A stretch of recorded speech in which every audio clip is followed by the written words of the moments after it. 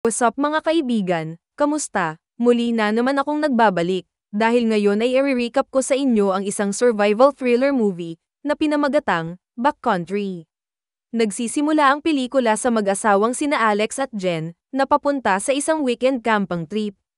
Sila ay bibisita sa isang lokasyon na tinatawag na Blackfoot Trail, na mayroong isang magandang lawa at isang talon. Si Alex ay madalas na pumupunta dito noong siya ay bata pa, kaya siya ay nasa sabik na ipakita kay Jen ang lugar. Maya-maya, dumating sila sa isang provincial park, kung saan nagrerehistro si Alex sa isang checkpoint. Isang ranger ng kagubatan ang naghayag sa kanya na matagal nang nakasara ang Blackfoot Trail dahil sa mga bandido na sumisira sa lugar. Iminumungkahi niyang pumunta na lang sila sa ibang lugar, ngunit tumanggi si Alex. Ipinaliwanag niya na gusto niyang ipakita ang lawa sa kanyang kasintahan dahil mahalaga yun para sa kanya. Pagkatapos ay sinuhulan niya ng pera ang ranger ng gubat, para payagan silang makatuloy. Nang maglaon, habang kinukuha ni Alex ang mga backpack mula sa trunk ng kanyang sasakyan, napansin niyang ginagamit ni Jen ang kanyang telepono, na nagpapainis para sa kanya. Pinagalitan siya nito, sinasabing mas interesado siya sa kanyang telepono kaysa sa kalikasan. Nagalit ito kay Jen, ngunit humingi din naman sa kanya ito ng tawad at nangakong hindi na niya gagamitin yung phone niya. Pagkatapos ay pinapatay niya ito at inilagay sa gilid ng bulsa ng kanyang backpack. Kasunod nito, sumakay ang mag-asawa sa isang bangka at sumagwan sa lawa upang simulan ang kanilang paglalakbay. Pagdating nila sa baybayin, nagkaroon ng aksidente si Alex nang ibinagsak niya ang bangka at malubhang nasugatan ang kanyang kanang daliri. Siya ay nasa matinding sakit, ngunit sinusubukan niyang kumilos ng matigas at sinasabing ayos lang ang lahat. Pagkatapos ay ipinakita sa kanya ni Jen ang first aid kit na dala niya, nakasama ng bear spray at isang flare. Ngunit pinagtatawanan siya ni Alex, iginiit na hindi kailangan ang mga ganitong bagay dito. Di nagtagal, nagsimula ang mag-asawa sa kanilang paglalakad, at nakaramdam si Jen ng kaba sa kanilang paligid. Naririnig niya ang kakaibang kaluskos sa daan, na nagpapakaba sa kanya, ngunit tiniyak ni Alex na ligtas sila. Nagsisimula siyang magsalita tungkol sa kanyang pagkabata, naaalala kung paano niya nalakad ang trail na ito ng maraming beses noon. Pagkaraan ng ilang sandali, ang mag-asawa ay nagtayo ng camp para sa gabi at nagsimulang gumawa ng apoy. Pagkatapos sila ay pumunta sa lawa at nagsasaya sa paglangoy at pakikipaglaro sa isa't isa. Ngunit lingid sa kanilang kaalaman, may isang misteryosong nilalang ang nakatingin sa kanila mula sa malayo. Pagkaraan ng ilang oras, si Alex ay nagtakdang magsibak ng kahoy para sa kanilang bonfire. Pinilit siya ni Jen na isama siya dahil natatakot siya, ngunit sinabi nito sa kanya na manatili ka lang sa likuran. Nang bumalik si Alex na may dalang kahoy, napansin niyang may kausap itong lalaki. Ipinakilala ng lalaki ang kanyang sarili bilang Brad at sinabing marami na siyang nahuli na isda. Pagkatapos ay isiniwalat ni Jen na imbitahan ito at manatili para sa hapunan, dahil hindi niya makakain ang lahat ng isda nang siya lang mag-isa. Nang marinig ito, nabahala si Alex at nagpalit ng damit sa tent. Tinawag niya si Jen sa loob at tinanong kung bakit kailangan niyang mag-imbita ng estranghero. Giniit niya na si Brad ay isang mabait na tao, ngunit si Alex ay nananatiling may pag-aalinlangan. Habang patuloy na nag-uusap ang dalawa, naramdaman ni Brad ang kanilang pag-aalinlangan at nag-alok na umalis upang hindi sila abalahin. Pero si Alex ay nagbago ang isip at hiniling sa kanya na manatili, at sinabi na ito ay isang hindi pagkakaunawaan lamang. Pagkatapos, ang tatlo ay nagluluto ng isda at kumakain sa paligid ng bonfire. Binanggit ni Alex na ang pangingisda ay ilegal sa lugar na ito, ngunit sinabi ni Brad na ang panuntunan ay balewala sa kanya. Ipinahayag niya na siya ay isang hiking guide na tumutulong sa mga turista na tuklasin ang kagubatan. Pagkatapos ay nagtanong siya tungkol sa trabaho ni Alex, sinabi nito sa kanya na siya ay nagmamay-ari ng negosyong landscaping. Nang marinig ito, si Brad ay gumawa ng isang racist na komento, na nagsasabing si Alex ay maaaring Mexican dahil sila ay sanay sa naturang gawain. Sinabi pa niya na talagang masama ang sweldo. Pero ipinagtanggol ni Jen ang kanyang kasintahan, nilinaw na mas high-end ang kanyang trabaho. Habang lumilipas ang panahon, nagiging kakaiba ang ugali ni Brad. Nakakabasag ang kanyang insensitive na biro at umiihi ito sa harap ng mag-asawa na talagang nakakagalit. Hindi lang iyon, siya din ay nanliligaw kay Jen at sinabing maswerte si Alex na magkaroon ng ganoong babae. Binanggit niya iyon na kung siya nga ang kanyang kasintahan, isasama niya ito upang makita ang talon at lawa. Si Alex ay nagsabi na sila ay nagpaplano na bisitahin ang mga lugar na iyon, ngunit iniisip ni Brad na maaaring hindi niya alam ang tamang ruta. Kasunod nito, tumayo siya at sinimulang guluhin si Alex. Nagtatanong siya tungkol sa hindi pagkakaunawaan na binanggit ni Alex kanina. Inihayag sa huli na naniniwala siya na ang estrangherong ito sa kakahuyan ay maaaring mapanganib, kaya naman nag-aalangan siyang imbitahan siya sa hapunan. Si Brad ay nakakagulat na naiintindihan ang kanyang mga dahilan at sa wakas ay nagpa siya ng umalis. Ngunit bago iyon, ipinasa niya muna kay Jen ang underwear nito, na nakalatag sa lupa.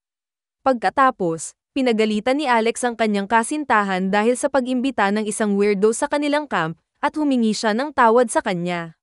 Pagkatapos ay nagpa siyang magtago ng palakol kung sakaling bumalik si Brad upang saktan sila. Lumipat ang eksena sa kinaumagahan, nang magising ang mag-asawa at ipinagpatuloy ang kanilang paglalakad. Si Alex ay may napansing bakas ng paa ng bear sa daan ngunit nagpa siyang huwag ito sabihin kay Jen. Sa sangang daan, nagulat siya sa pinili ni Alex na mas maliit na landas kaysa sa mas malaki, ngunit nagtiwala siya sa kanyang kasintahan at sinundan siya. Pagsapit ng gabi, muli silang nagtayo ng camp na may bonfire. Napansin ni Alex ang isang sugat sa kanyang paa at napagtanto na ang kano ay lubhang nasira ang kanyang kuko sa paa. Ngumisi siya habang mahapdi niyang tinatanggal ito at nililinis ng alak ang sugat. Si Alex pagkatapos ay isinabit ang kanyang mga medyas na nababad sa dugo sa isang sanga at natulog. Pagsapit ng madaling araw, nagulat si Jen sa ilang mga ingay kaya mabilis niya itong ginising. Sa una siya ay pinapakalma ngunit nag-aalala ang sarili habang lumalakas ang mga ingay. Nag-aalala sila na baka si Brad ay maaaring bumalik, ngunit biglang huminto ang mga ingay. Sa umaga, natuklasan nila ang mga medyas na basang-basa ng dugo, at ang isang sirang puno sa malapit, na nagpapahiwatig na may isang malaking hayop ang nakaguhit sa dugo at naghahanap ng makakain. Natakot si Jen at pinilit niyang umuwi. Gayunpaman, hinikayat siya ni Alex na manatili at tinitiyak sa kanya na magiging sulit ang kanilang paglalakbay. Sa susunod na eksena, habang ang mag-asawa ay naglalakbay sa kakahuyan, bigla silang nakaamoy ng malakas at mabahong amoy. Sinundan nila ang pinagmulan at nagulat sila sa kanilang natuklasan na isang gatay-gatay na katawan ng deer. Mukhang napunit at kinain ng mas malaking hayop. Naiinis si Jen at naglakad palayo doon. Ilang sandali lamang matapos, natisod siya sa isang sanga at nadidismaya. Sinabi niya na gusto niya na umalis, ngunit pinatahimik siya ni Alex at tiniyak na malapit na sila sa kanilang destinasyon. Pagkatapos ng ilang oras na paglalakad, sa wakas ay narating na nila ang tuktok ng burol at nagsimulang magdiwang. Ngunit ang kanilang kagalakan ay mabilis na napalitan ng takot, dahil napagtanto nila na walang lawa. At milya ng kagubatan ang nakapaligid sa kanila. Si Alex ay ganap na di makapagsalita dahil tiyak siyang tama ang landas. Si Jen ay nag-aalalang nagtanong kung kailan siya huling pumunta dito, kung saan inihayag niya na ito ay noong high school pa siya. Galit, si Jen ay tumingin para sa kanyang telepono, na inilagay niya sa kanyang backpack.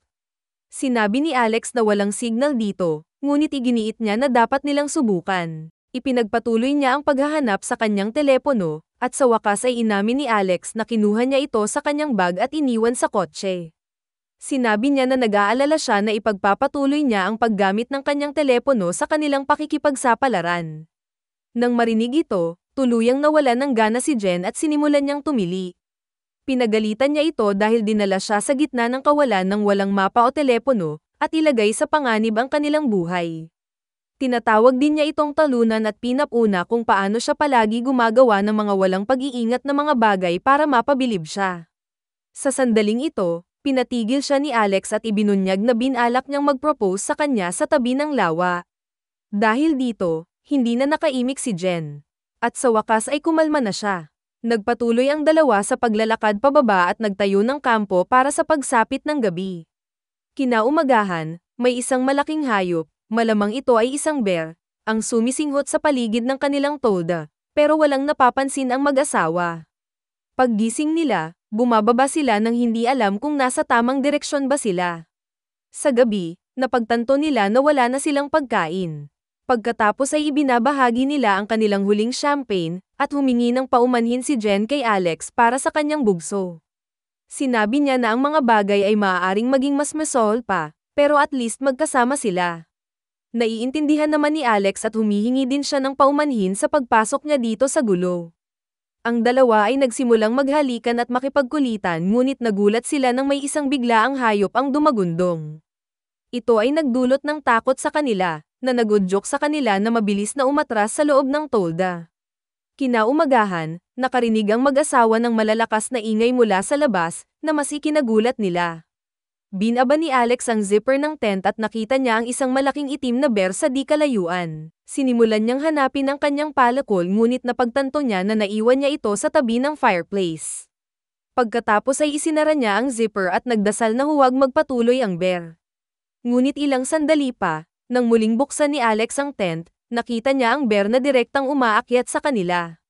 Sabik na inabot ni Jen ang kanyang anti-bear spray, ngunit nadulas ito sa kanyang mga kamay nang biglang ang bear ay pumasok na sa tent. Pagkatapos ay nasugatan nito ang kanyang kamay, na naging sanhi ng pagkawala ng maraming dugo. Napagtatanto ang gulo ng sitwasyon, si Alex ay matapang na tumayo sa harap ng kanyang kasintahan. Naghahanda na siya harapin ang bear ngunit madali itong nadaig at nasugatan ang kanyang binti. Sa sandaling ito, sa wakas ay ginamit ni Jen ang spray, dahilan upang tumakas ang bear.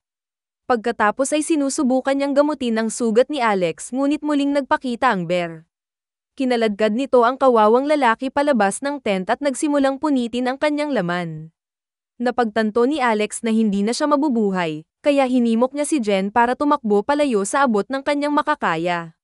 Nag-aalangan siya noong una dahil ayaw niyang iwan ang kanyang kasintahan sa likod. Ngunit nang tuluyang mapatay si Alex, hinawakan niya ang singsing at tumakbo palayo doon. Si Jen ay gumagala sa kagubatan, na may malabong paningin dahil sa pagkawala ng dugo at trauma.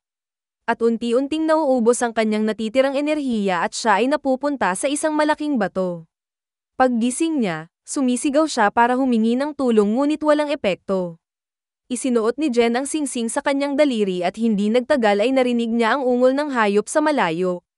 Agad siyang umakyat sa isang puno na may matinding paghihirap at doon nagpalipas ng gabi. Kinaumagahan, nagising si Jen sa tunog ng isang helicopter na lumilipad sa itaas. Sa pagkadesperado, siya ay sumisigaw ng tulong, ngunit hindi siya napansin ng chopper at nakalayo na. Kahit nasiraan ng loob, nagpatuloy si Jen sa paglalakad pababa ng burol at maya-maya ay nakahanap ng talon sa daan. Uminom siya ng tubig mula doon at tiningnan ang sugat sa kanyang kamay. Kapag napagtanto niya na ito ay lumala, maingat niyang nililinis ito at binalot ng tela para matigil ang pagdurugo. Si Jen noon kumakain ng ilang random na berry, nang hindi nalalaman kung nakakain pa nga ba ang mga ito. Ngunit ang kanyang sandali ng pahinga ay naputol nang lumitaw ang barbaric bear at nagsimulang humabol pagkatapos sa kanya. Sa sobrang pagod, umakyat siya sa mabatong dalesdis sa kanan ng talon. Nagawa niyang magtago mula sa bear ngunit nadulas at nahulog ng ilang metro, at nabali ang kanyang bukong-bukong. Pagkatapos ay gumawa ng splint si Jen sa mga kalapit na sanga at nagpatuloy sa paglalakad. Sinisindihan niya ang kanyang flare sa gabi at ginagamit ito para gabayan siya pabalik sa parke. Kinaumagahan, naglalakad pa rin si Jen sa kakahuyan ngunit hindi nagtagal siya ay nahimatay dahil sa panghihina. Paggising niya, may napansin siyang deer sa di kalayuan. Pagkatapos ay bumangon siya at sinubukang sundan ito. Ngunit sa lalong madaling panahon ay nakarating sa inabandunang bangka sa baybayin ng lawa. Sa pagtatapos ng pelikula, ginagamit ni Jen ang kanyang huling bit ng lakas para makapagtam-isaw at magtungo sa checkpoint. Pagdating doon, bumagsak siya sa lupa at natuklasan ng grupo ng mga turista. Napansin siya ni Brad, na gumagabay sa mga turistang ito, at nagmamadaling tinulungan siya. Mag-subscribe para sa higit pang mga video na tulad nito, at huwag kalimutan mag-like, comment, share at i-on ang notification bell para matulungan ang aming channel. Hanggang sa muli, salamat!